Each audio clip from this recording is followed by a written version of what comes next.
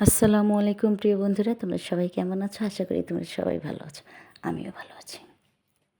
তো বন্ধুরা, আজকে তোমাদেরকে যে গল্পটা শোনাবো আমি, সেটা খুব দারুণ একটি গল্প। তো চলো মূল গল্পে চলে যাওয়া যাক। তো আমি খুব গরিব ঘরের একটি সাধারণ মেয়ে।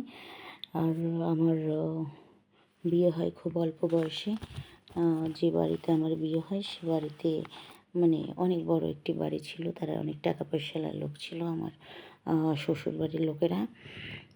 তো আমার অতিরিক্ত ছোট বয়সে বিয়ে হয়ে যায়। আর যার সাথে বিয়ে হয় আমার স্বামী, ওনার বয়সটা অনেক বেশি ছিল। ওনার আগেও একটা বিয়ে ছিল। তো ওনার বউ মারা যাওয়ার পর হচ্ছে যে উনি আমাকে বিয়ে করে ওনাদের বাড়িতে নিয়ে যান।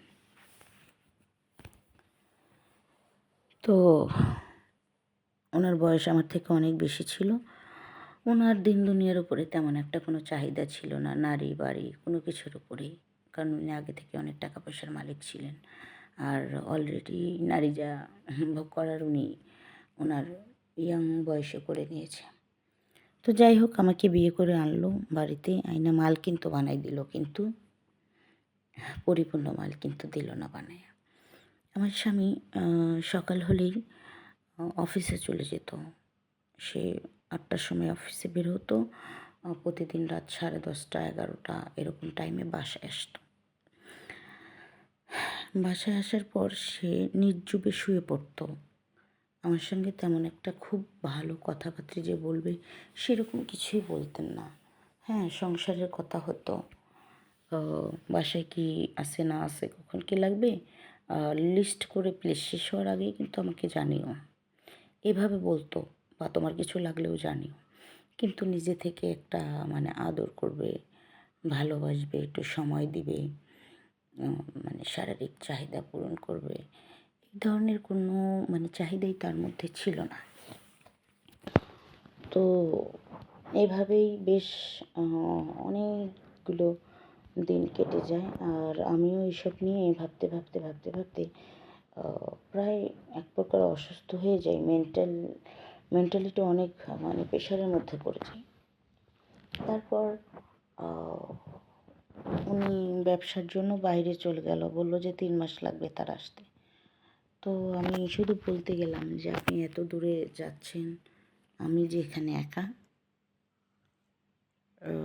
উনি বলল, আসলে মানুষকে তো একাই থাকতে হয়, তাই না? এটা কোনো ব্যাপার না। তাছাড়া একা থাকবে কেন? বাড়ি, এত বড় বাড়ি, গাড়ি, টাকা পয়সা সবই তো তোমার সাথে আছে। বললাম, না ঠিক আছে। তারপরে আবিরও আছে এখানে। আবির আমার দেবর, যেহেতু আমার শ্বশুর শাশুড়ি ছিল না, আমার দেবর ছিল।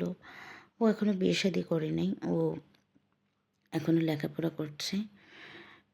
ওর শখ যে ও এখন বিয়ে করবে না, ও আরও ম্যাচিউরড হলে বিয়ে করবে, আরও লেখাপড়া চালাবে, এই জন্য বিয়ে শাদী করছে না। যাক গে, ও আছে, তোমার আর কি চাই। যাক, আমার হাজব্যান্ডের কথা উনি শেষ করলো করে শুধু বললো, ওকে আমি বেরোলাম। এই কথা বলে চলে গেল উনি। যাওয়ার পর বাড়িতে আমি একাই। তো আমি দাঁড়িয়ে দাঁড়িয়ে আমার চোখ দিয়ে অঝরে পানি পড়ছে। এর মধ্যে আবির কলেজ থেকে চলে আসলো। আসার পর বলতেছে, ভাবি খাবার হবে? আমি বললাম, হ্যাঁ আবির, খাবার আছে, খেতে পারো তুমি। আবিরকে খাবার দিয়ে দিলাম। দিয়ে দেওয়ার পর আবির খাচ্ছে আর আমার মুখের দিকে তাকাচ্ছে, খাচ্ছে মুখের দিকে তাকাচ্ছে। আমি বললাম, কিছু বলবে? আবির খেতে খেতে বলল, না ভাবি, কী আর বলবো, আসলে আমি ফিল করতে পারি, বলার কিছু নেই। আমি বললাম, আরে বাবা, তুমি আবার কী ফিল করো? আবির আমাকে বললো যে, না কী ফিল করবো, তুমি যেটা ভাবো সেটাই আমি ফিল করি। আমি কই, তাই নাকি? যেখানে তোমার ভাই ফিল করতে পারে না সেখানে তুমি কোত্থেকে করবে? ছাড়ো ওসব কথা, খেয়ে ওঠো। যাকে আবির খেলো, খাওয়ার পরে আমি আমার রুমে চলে গেলাম। যাওয়ার পরে বসেই সেই অঝরে কাঁদছি। আবির বলল যে, আমি থাকতে তোমাকে একাকৃত্ব কী জিনিস সেটাকে ছুঁতেও দেব না।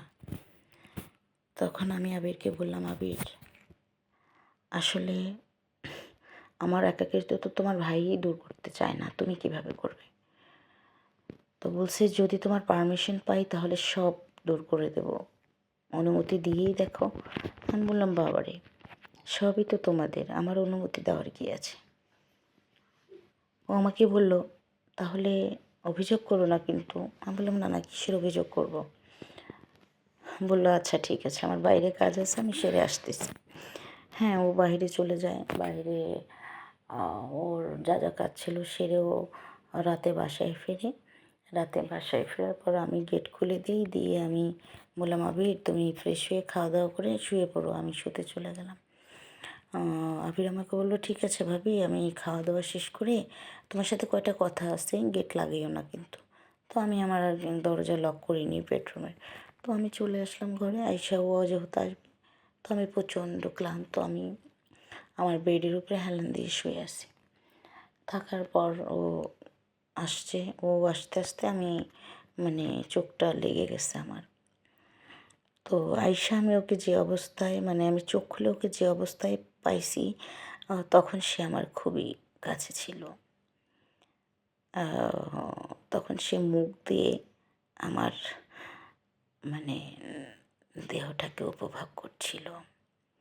আর আমি সেই স্পর্শের সুখে আমি আমার চোখ খুলি। এতটা সুখ ছিল সেই স্পর্শে, কল্পনা করে কাউকে বোঝাতে পারবো না। তো যাক, ওর খাওয়ার স্টাইল কিন্তু খুবই সুন্দর ছিল। যেমনভাবে ও হচ্ছে ডালিমগুলোকে মানে খুব সুন্দর করে করে খাচ্ছিল, তেমনিভাবে ওর মানে ওর পানির পাইপ এত সুন্দর কীভাবে আমি মানে মাথায় কাজ করিনি। আনম্যারিড পারসন, তার উপরে হচ্ছে ওর নেটওয়ার্ক এত হাই, আর পানির পাইপ এত স্ট্রং। তারপরে ডালিম খাওয়ার পর ও হচ্ছে সুন্দর করে পানির পাইপ, নেটওয়ার্ক যেমনি ফুল ছিল তেমনি পানিতে ছিল না কোনো ঘাটতি। যাক, টাঙ্কিতে পানির পাইপটা ঢুকিয়েই দিল। দেওয়ার পরে ইচ্ছে মতো পানি ঢালা শুরু করলো।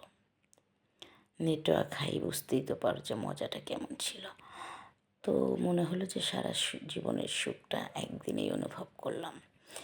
এইভাবেই ওর ভাই 3 মাস বাইরে ছিল। 3 মাস ও আমাকে মজা দিল, আর আমি ওকে মজা দিলাম, যেন ওই আমার স্বামী। এভাবেই ওর সাথে আমার জীবনের অধিকাংশকার সময়টা কাটলো। কাটতে কাটতে একটা সময় ওর ভাই সিদ্ধান্ত নিল যে ওকে বিয়ে করাবে। তো তখন আমি আবিরকে বলেছিলাম, তুমি বিয়ে করলে আমি বাড়ি থেকে চলে যাব। তো আবির বলল, বিয়ে আমি করবো না, তুমি টেনশন করো না। আমার ভাই তোমাকে ছুঁয়েও দেখে নাই। যে ছোঁয়া আমি তোমাকে ছুঁয়েছি, সেই ছোঁয়ার ওপর দিয়ে আমি আমার জীবন চালিয়ে নেব। মনে মনে আমি তোমাকে স্ত্রী মানি, সুতরাং আমার বিয়ে করার কোনো সুযোগ নেই। তোর ভাইয়া আজ পর্যন্ত আমার গায়ে হাত দেয়নি, আর আবিরও বিয়ে করেনি। আমরা এভাবেই আছি। আমার স্বামী বাড়িতে থাকা অবস্থায় তো কিছু হয় নাই, আর কখনো হবেও না। তবে সে এখন হাসপাতালে আছে,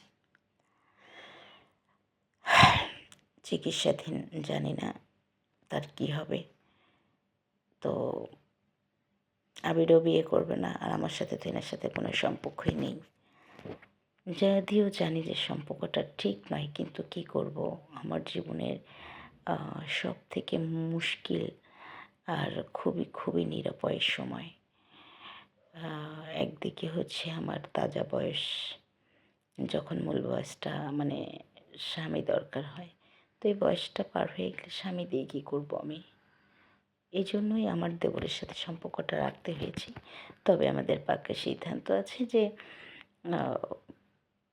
ওর ভাইয়া যতক্ষণ পর্যন্ত আছে ততক্ষণ এভাবেই থাকবো।